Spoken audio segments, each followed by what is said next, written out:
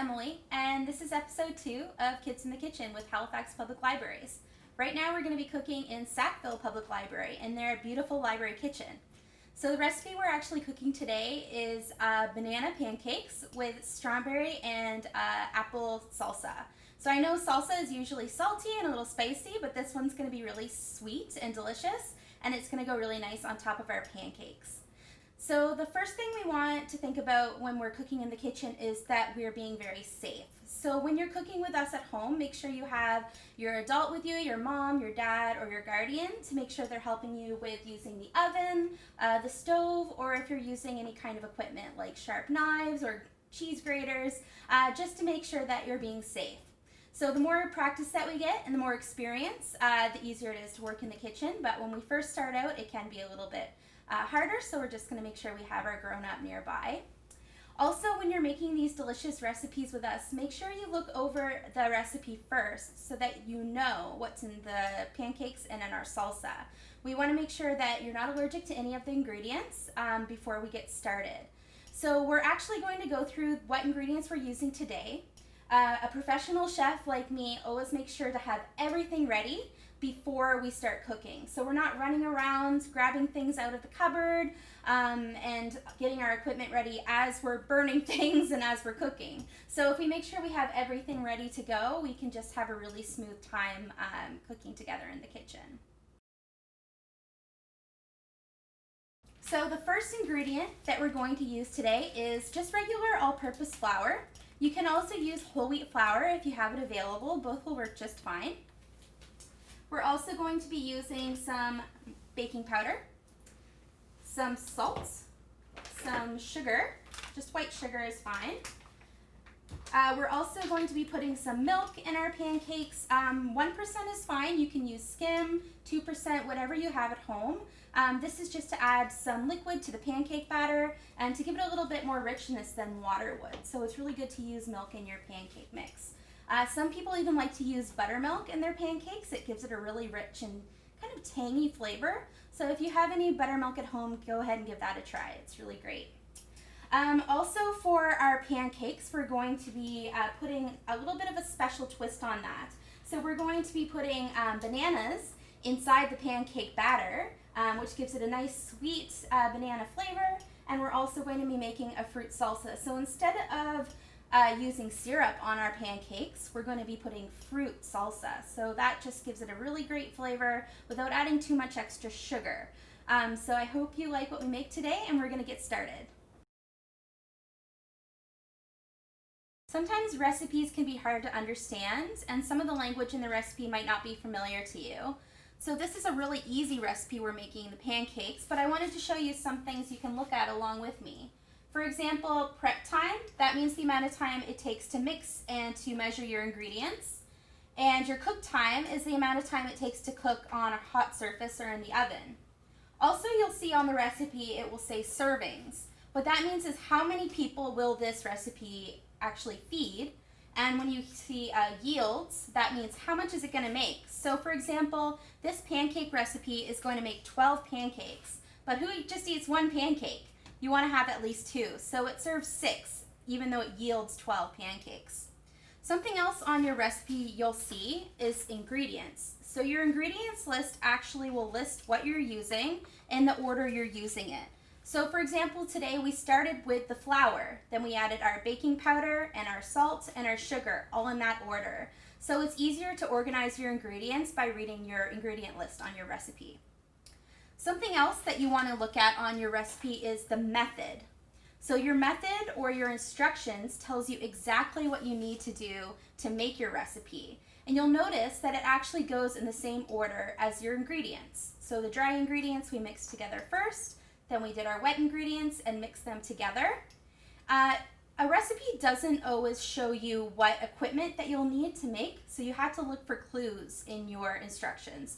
For example, it says to cook your pancake in a pan, so we know we'll need a pan. It says to flip your pancakes, so we know we need a flipper. So you just have to take a good read through a recipe before you start to make sure you have all the equipment available at home. So when you're baking or doing anything with flour and baking powder and salt, you want to make sure that you sift them together. And the reason we sift dry ingredients while we're baking is because we want to make sure everything is really evenly distributed throughout our recipe. So you can imagine if you take a bite of a pancake and you get a big lump of baking soda, it's going to taste a little bit sour. So we want to make sure that we have it really spread out throughout the flour and everything is light and fluffy. So the reason we want light, fluffy pancakes is because if they're not grown up and they're not fully formed, they're going to be chewy, they're going to be flat, and that's not what we want. We want nice, fluffy banana pancakes. So we're going to try to add as much sifting as we can to get more air into the mixture. So the first ingredient we're going to put into our pancakes is flour. So I actually have a 1/2 cup measure here. So if you put 2 1/2 cup measures, you're going to get 1 full cup of flour.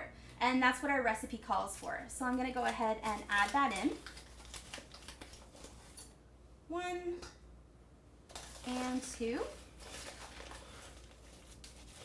When you're measuring flour, make sure that you actually level off your flour by squeezing on the edge of your bag to make sure you have exactly as much as you need. Next ingredient we're going to use is baking powder. So baking powder actually creates bubbles in our batter, and that helps our pancakes rise and be nice and fluffy. So if you're ever wondering what the difference between baking powder is and baking soda, just remember that baking powder is more powerful. So it actually gives more rising power to your baked goods. So we're actually putting in 2 teaspoons of baking powder into our recipe. So with baking powder, you can just fill your spoon a little bit overly full and shake until it's level, and just put it right on top of your flour. So as you can see, I'm adding everything right into my sifter, and then I have a nice big bowl underneath so it can catch whatever we're sifting through once we add all of the dry ingredients. All right, so the next ingredient that we are going to add to our pancake mix is salt. So we only need 1/4 teaspoon of salt. Just gonna add that right in. And the last dry ingredient we need in our pancakes is just sugar. So most people would think that sugar is meant to make the pancakes really sweet, but the reason that we're using sugar is to make the pancakes a beautiful golden brown color. Just gonna add that right in, 1 tablespoon of the sugar, and put that aside. And the fun part now is that we get to shake, shake, shake our sifter and get everything incorporated into our big bowl. If you need to knock it against your wrist, that actually helps the dry mixture fall into the bowl. And if a few pieces don't go through, don't worry about it. That just means that they are clumps that you don't want in your pancakes anyway. All right.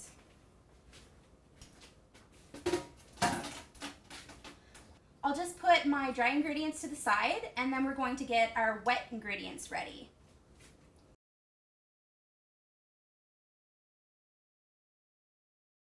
The main ingredient of banana pancakes, of course, is bananas, and this is a really fun part. We get to mush the bananas up really nicely for our mixture.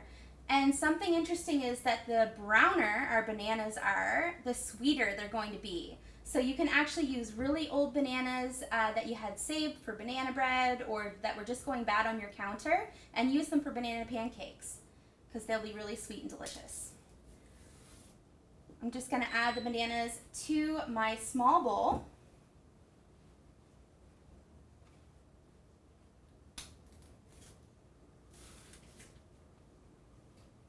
And you can either use your very clean washed hands or a potato masher or a fork to get your bananas as smooth and mushed up as possible.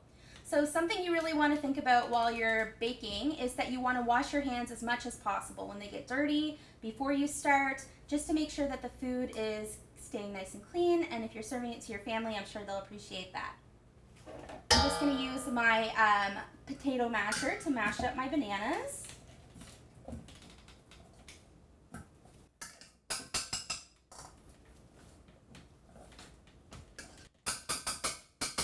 But if you do want to get your hands in there, it's really fun to mush them up that way too. I want to show you how you can do this with a fork as well, because not everyone has a potato masher at home. So as you can see, they're about half mashed up here, If you just use your fork and push the bananas to the side of the bowl and keep doing that until the bananas are smooth, that's exactly what we're going to want to see in our recipe here.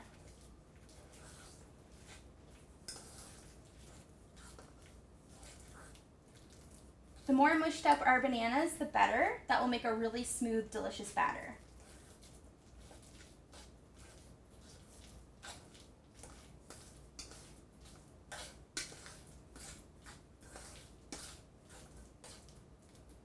When you feel like you have most of the lumps out of your bananas, you can add the rest of your wet ingredients.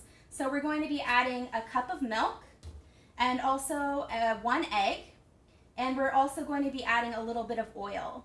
So the oil in the recipe just makes the pancakes really rich and delicious, and the egg actually helps them rise as well. And that's actually a source of protein in our pancakes, which makes our pancakes really filling. So you're going to be feeling full all day after you eat this delicious breakfast. So when I measure out my wet ingredients, like milk, I want to make sure that I'm using a liquid measuring cup. A lot of people use dry measuring cups when measuring liquids, and this actually is a little bit different measurement. So if you do have a liquid cup, it's important to use that, but if you have a dry cup, that's okay too. So what I'm going to do when I measure out my milk is make sure that it comes right to the exact 1 cup measure. And the way that you can tell that you're exactly at the right measure is go level with your milk. So if you go eye level to your measurement, you can see where the line reaches the 1 cup measure. And I'm just going to add this right into our pancake mix.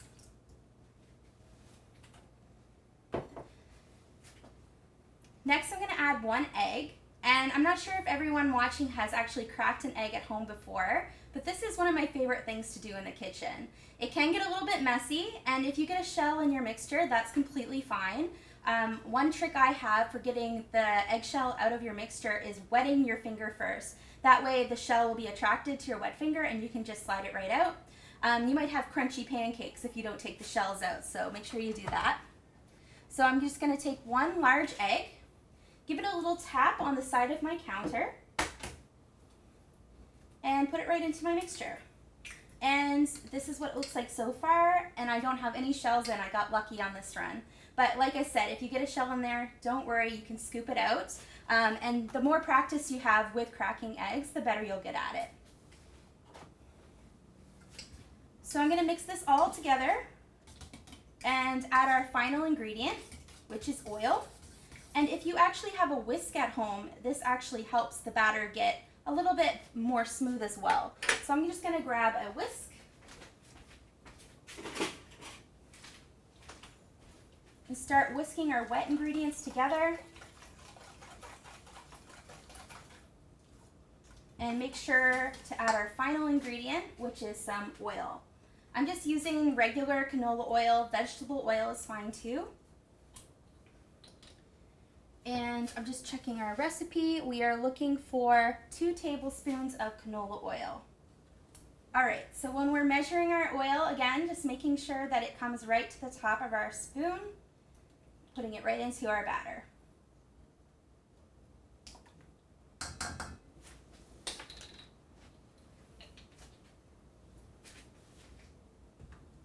It's okay if there's a few lumps left in your wet ingredients. The bananas are going to be what makes it a little lumpy. But when you bite into your pancake when they're finished, it's going to have a nice, squishy, sweet bit of banana that you're biting into. So as long as you don't have any lumps of flour, that's completely fine. And that's what your wet ingredients will look like when they're ready. If you add your wet ingredients into your dry ingredients more slowly, that will help prevent you from getting lumps. So I'm going to add about half in first. And give it a nice whisk around. And this is what it looks like so far. And when it starts to get a little bit too hard to stir, you can add in the rest of your wet mixture.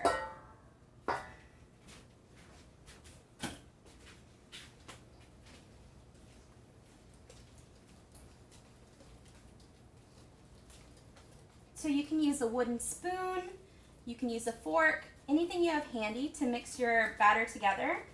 But like I said, a whisk really helps get out those flour lumps that you're not wanting.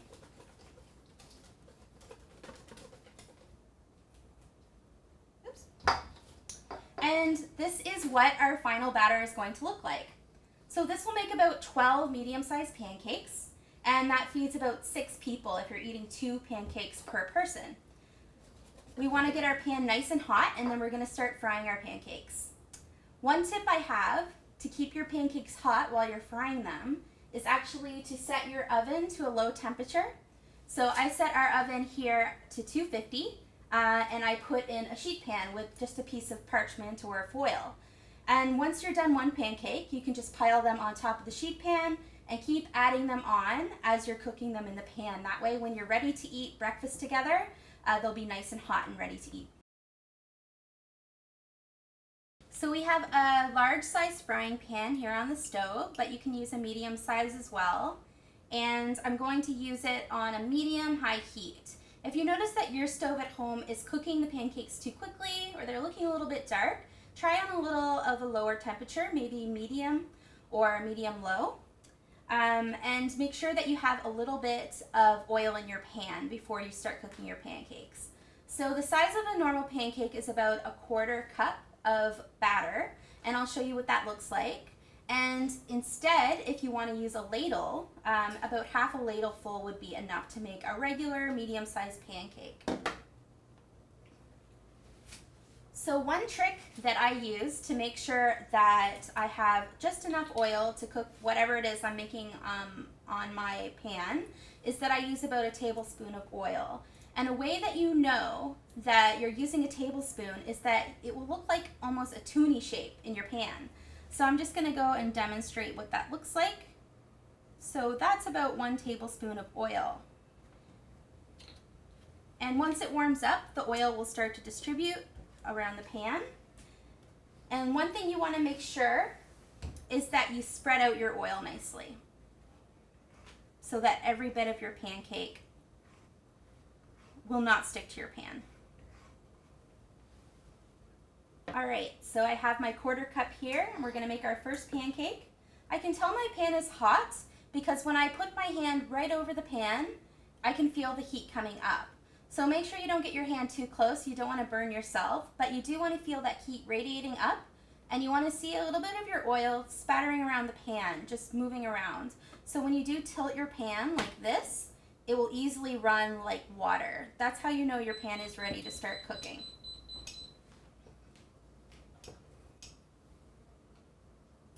I'm going to put a 1/4 cup of batter right in the middle of my pan.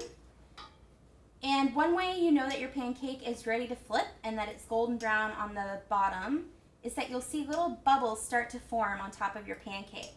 So this will take about 3 or 4 minutes. It takes a little bit of patience, but you don't want to flip your pancake too early or it will get really messy, and you don't want to flip it too late because then you'll burn your pancake. So just wait patiently, wait for the little bubbles to form on top of your pancake, and then you can give it a flip. You can actually start to see the bubbles forming on top of your pancake, and that's how you know it's almost time to flip it. Also around the edge, it will start to get a little bit golden brown and look a little bit cooked.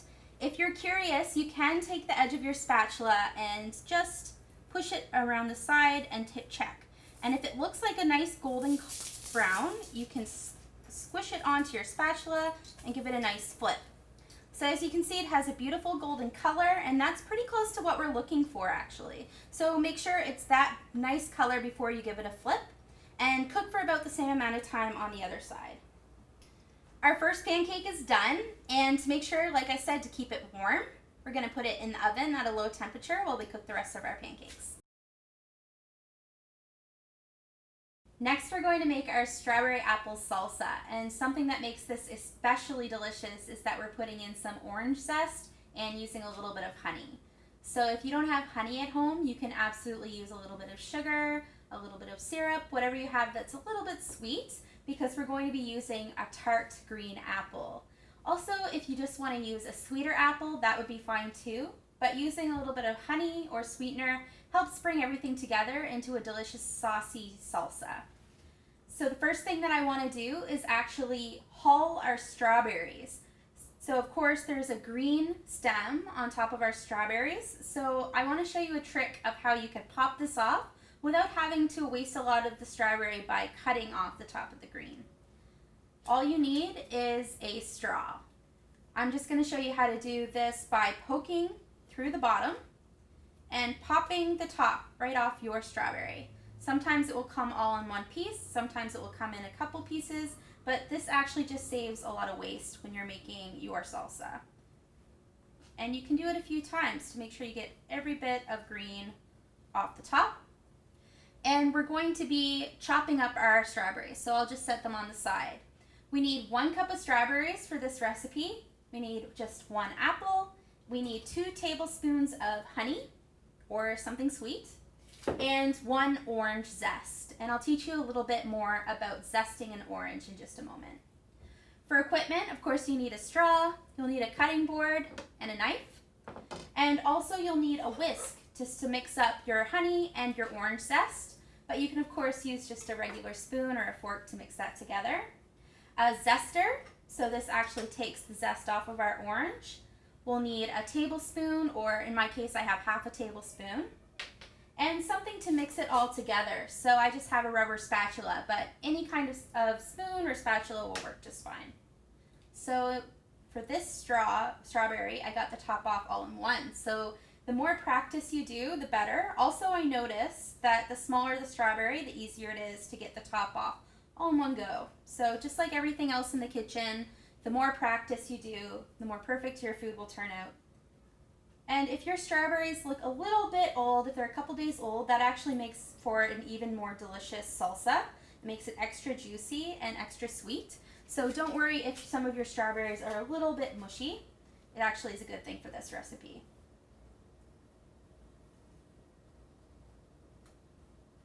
If you notice that you're getting your straw all full of strawberry, you can actually just squeeze, and any strawberry stuck inside the straw will come right out, and you can keep on going. We're using about 1 cup of strawberries, and in my case I have medium-sized strawberries, so that will be about 12 strawberries. But if you do want to measure out exactly, you can use your measuring cup. This is one thing you can just eyeball. We're using local strawberries today. It's really good to choose local when you can. But if you want to use a little bit of a less expensive option, you can use frozen strawberries or even a different type of fruit. So if you want to try frozen blueberry salsa, it would be the same recipe, except you would replace the strawberries with blueberries. Or you could try anything if you wanted to use kiwis, if you wanted to use any type of fruit. Just experiment at home. Peaches, pears, just see what you like. I'm going to do 1 more strawberry. I think that will be enough. And a perfect pop off the top. And our strawberries are ready to chop. Adding things like orange zest and things like cinnamon, for example, to your baking and to your sweet things, you'll have to add less sugar because it gives it extra flavor. When you're zesting an orange, you only take the orange part off of your fruit. And of course you want to wash your fruit very thoroughly, like I have today, before you start putting it into your recipe, into your bowl, or before you start chopping it. So give it a nice wash. And with our zester, which looks like this, we're just going to take our orange in our hand that we use to write with, and we're going to go against the sharp part on our zester.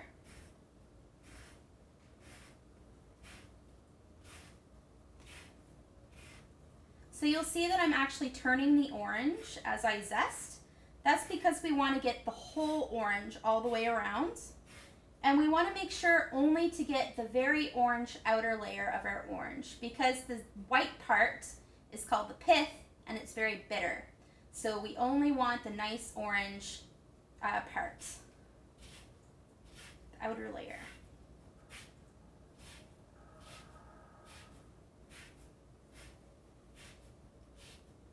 You can put orange zest in any baking. If you're making a cake or any kind of sweet loaf like a banana bread, orange zest just adds a lot of extra fresh citrus flavor to your baking. And like I said, you can add less sugar if you have more flavor from other things like vanilla, orange zest, or cinnamon, for example.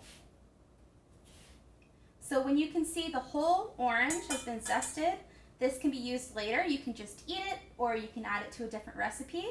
Our recipe today doesn't call for the orange itself, but just the zest. And something to remember when you're zesting an orange, or anything else for that matter, is that there's going to be a lot caught on the bottom.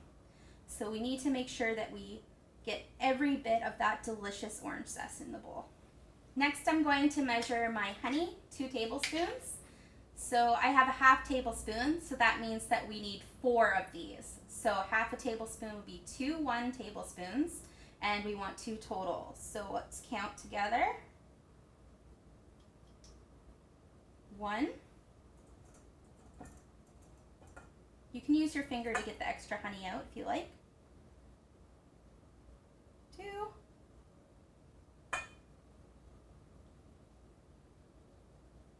3. And 4.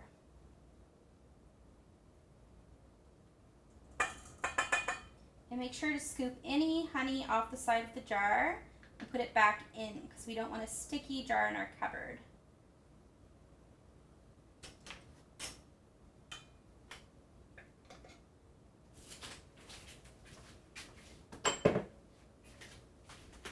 So I'm going to whisk these 2 ingredients together to make our sauce for our salsa. Put my spoon aside. And it will look really thick, but it will start to kind of loosen up a little bit as you mix it around.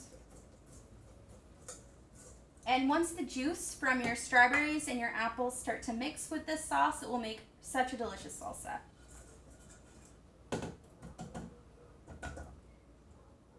All right. I'm going to put that aside. And next we're going to chop up our tart green apple. So I gave this a really nice wash as well. I personally love to leave the skin on the apple. It makes you feel full for longer because of the extra fiber from the skin. And I also like the nice texture that comes along with a regular apple unpeeled. But if you do want to peel your apple and you don't like the peeling, feel free to do that with a regular peeler or with a paring knife if you have one. You just twist and turn. But like I said, I like the peeling. I'm going to leave it on today. So I'll come on over to my cutting board and push our strawberries aside. And the way that I like to chop up an apple is first just to cut it in half. So one trick I always teach is that you need to use a claw shape on your food before you start chopping. This claw will actually help prevent from chopping your fingers, and that's something you definitely don't want to do. So you can hold your fruit just like that in that nice claw shape and cut all the way through your apple. The next thing I like to do is actually just cut through again, right through that stem and the seeds, and then you can take a paring knife to scoop out the insides of your apple.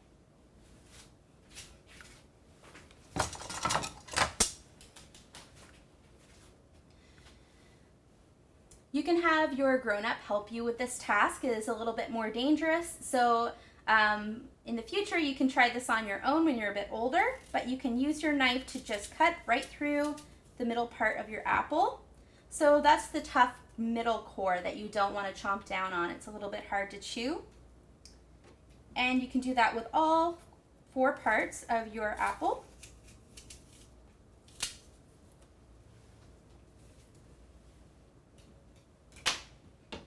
Another tip I like to teach when I'm chopping is that you always want to have a flat edge if you're cutting a round fruit or vegetable, so it doesn't roll all around the cutting board, and it helps prevent you from cutting yourself.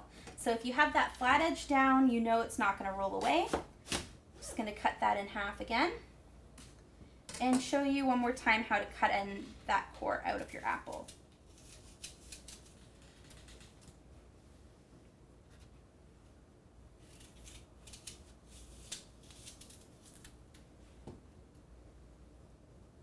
You can actually plant these seeds at home if you want to grow an apple tree in your backyard. It'll take a really long time, but if you have time to wait, then it's worth a shot. Another tip, if you're going to be eating fresh apple later on in the day, but you don't want it to turn brown, if you put a little bit of lemon juice or citrus juice on your apple slices, they won't turn brown. So just another tip for you to try. I'm going to cut each quarter into 3 pieces. And again, just using my claw shape and my rocking motion of my knife, I'm going to cut it into small bite-sized pieces. So you'll notice when I'm chopping, I actually use a wave motion, and that's to give you more control of your knife when you're chopping. Also, you want to make sure you have a really secure grip on your knife. So if you are old enough to handle a chef knife, that's what this is called, on your own, just make sure you wrap all of your fingers around the knife and you have your index finger gripping the heel of your knife. And this definitely takes practice, but the longer you chop in the kitchen, the more confident you'll feel.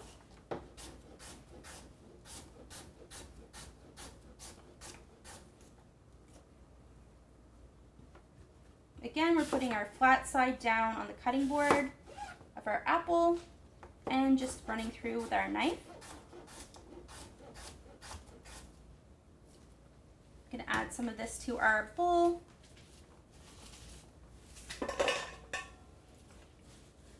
It's nice to have your cutting board close to the edge of the counter. That way you can scoop whatever you're chopping into your hand easily and just scoop it right into your bowl.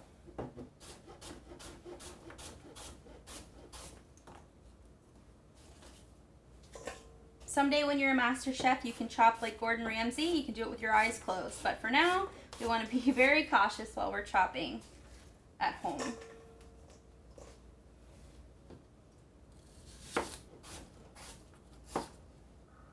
All right, now that we have all of our apple chopped up, I'm just going to add it to our bowl here. And then we're just going to quickly chop up our strawberries, mix in our sauce, mix it all together, and it's ready to go on top of our pancakes. It's a really simple recipe. So for strawberries, it's just as easy to cut up as an apple.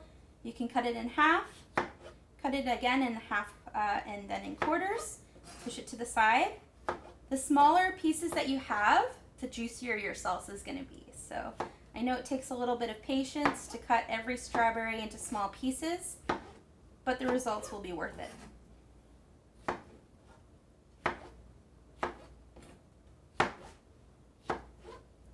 If you're not confident or comfortable to use a large knife yet, but your parents will let you use a small paring knife, you can easily do this with a paring knife at home. I'm just going to scoop my strawberries into my bowl, and you might notice something kind of strange when I lift up my cutting board. You'll see that I actually have a cloth underneath. So the reason I put a damp cloth under my cutting board is to keep it from sliding around. And that helps prevent you from slipping and cutting your finger. So I'll give you an example.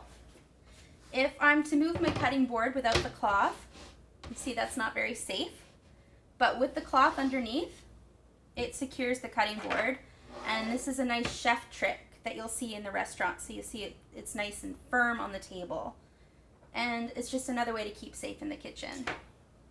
So I'm just going to put my cutting board aside. Clean up a little bit here. Cleaning up as you go is also a really important chef tip. When you're done cooking, you'll have just eating to do. You won't have to worry about cleaning up the kitchen afterwards. It's a really good habit to make, to clean as you go.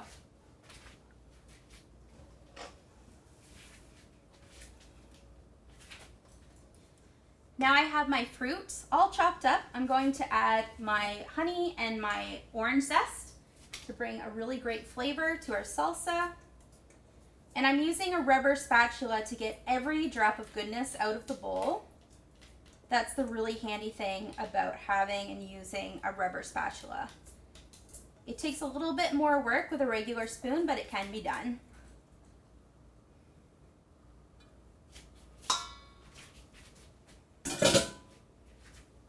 When you get your sauce on top of your fruit, it will look like this. And all you'll need to do is give it a thorough mix to bring everything together. And that's what our finished salsa will look like. This one actually looks a little bit like Christmas because it's green and red.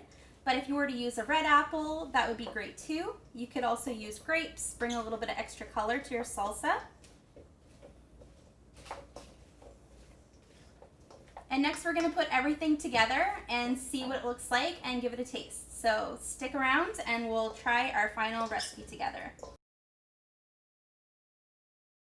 We have our small pancakes and we have the delicious fruit salsa on top. So go ahead and give it a taste and let us know what you think. We're really interested about how your time in the kitchen went with us today. So if you did want to send us a picture of how your recipe turned out, you can text me personally, 902-456-7481, a picture of your recipe. I'd love to see how it turned out. And let me know how it tasted as well. So thanks so much for joining us with Kids in the Kitchen with Halifax Public Libraries. I hope to see you next time. Bye!